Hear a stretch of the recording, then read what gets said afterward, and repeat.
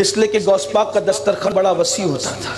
غوث پاک فرماتے ہیں کہ مجھے جب میں نے ایمان کے دفتر کو الٹ پلٹ کر دیکھا، نیکیوں کے دفتر کو الٹ پلٹ کر دیکھا، تو ایمان کے بعد مجھے سب سے بڑی نیکی کھانا کھلانا نظر آئی۔ میں اللہ سے دعا کرتا ہوں اللہ مجھے کائنات کی دولت دے تو میں اللہ کی ہر مخلوق کو کھلاؤں، اس لیے کہ کھلانا بڑی نیکی ہے، کیونکہ جو ایک لقمہ کسی بھوکے کو کھلائے، مسلمان کو صرف نہیں بھوکے کو، اس کے اور جہنم کے درمیان 7 پردے گرائے جاتے ہیں، ایک پردے سے دوسرے پردے کا فاصلہ 1000 سال کا ہوتا ہے، یعنی ایک لقمے پر اتنا جہنم سے دور کر دیا جاتا ہے 7000 سال کے فاصلے پر۔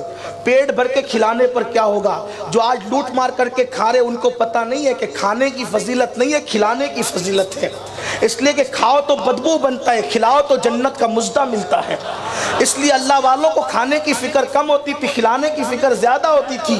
اسی لیے آپ دیکھیں جس ولی کے آستانے پہ جائیں آپ کو لنگر ہی ملے گا، کھلانے کا معاملہ ملے گا۔ غوث پاک کے یہاں لنگر، غریب نواز کے یہاں لنگر، صابر پاک کے یہاں لنگر، اور میرے صابر نے تو یہ شان کی 12 سال بھوکے رہ کر دشمنوں کو کھلایا۔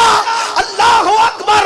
رہ کے فاقے میں غریبوں کو کھلانے والے ایسے ہوتے ہیں محمد کے گھرانے والے۔ لوگوں سے چھین کے کھانا تو سب کو آتا ہے، بھوکے رہ کے کھلانا کوئی حضور کے گھرانے سے سیکھے۔ یہ صابر پاک نے کیا ہے۔ اللہ اکبر!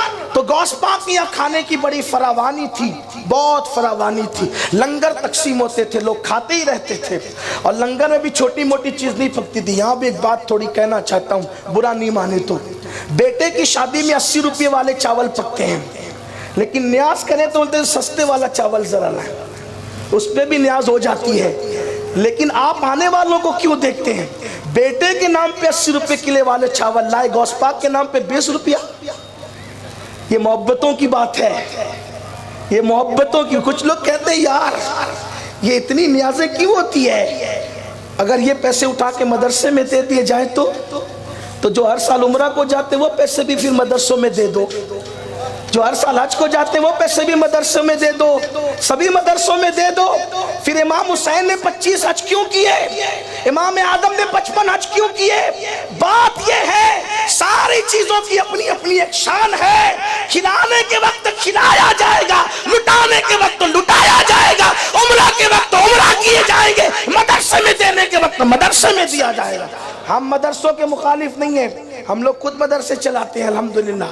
یہ آپ برکات خواجہ کی برکتیں دیکھ رہے ہیں، گلشن اجمیر کا گلشن دیکھ رہے ہیں، سنی دعوت اسلامی کے 60 سے زیادہ مدرسے ہیں پورے ملک ہندوستان میں، ہمارے امیر کی سرپرستی میں 60 سے زیادہ دارالعلوم چلتے ہیں، لیکن جو ہیں سب نیکی کی خوشبو الگ الگ ہے۔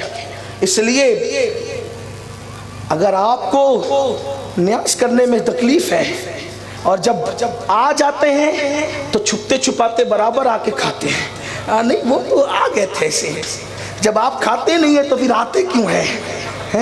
اور کچھ لوگ اتنے کٹر کہتے ہیں نہیں ہم تو فاتحہ کا نہیں کھاتے، ہم کہتے ہیں ہاں ضرور نہیں کھاتے ہو اور نہ کھاؤ گے فاتحہ کا، کہ نہیں وہ دیگ والا کھاتے فاتحہ والا نہیں کھاتے۔ کیوں نہیں کھاتے؟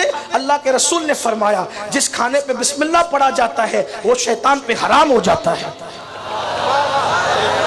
ارے ایک بسم اللہ پڑھی تو شیطان نہیں کھا سکتا، چاروں کل پڑھی۔ آگے نہیں کہوں گا اس لیے کہ آج کل کے حالات کا بھی خیال کرنا ہوتا ہے۔ میری سنی قوم بہت سمجھدار ہے، ہم فاتحہ کا نہیں کھاتے، ہاں انتر منتر نہیں پڑھے جاتے، اللہ کا قرآن پڑھا جاتا ہے، اور جس کھانے پہ قرآن پڑھا جائے وہ شیطان پہ حرام ہو جاتا ہے۔ اب جو بیچارے نہیں کھاتے ہمیں الزام نہ دے، وہ خود سوچے میری برادری کون سی ہے۔ میں کوئی چھیڑ چھاڑ کی بات نہیں کر رہا ہوں، لیکن لوگ ہمیں زخم دیتے ہیں، لوگ ہمیں صدمہ دیتے ہیں، قرآن پڑھا جائے نہیں کھاتے ہو، اور تم نے کیا کیا لکھا ہمیں پتہ ہے لیکن میرا عنوان وہ نہیں ہے۔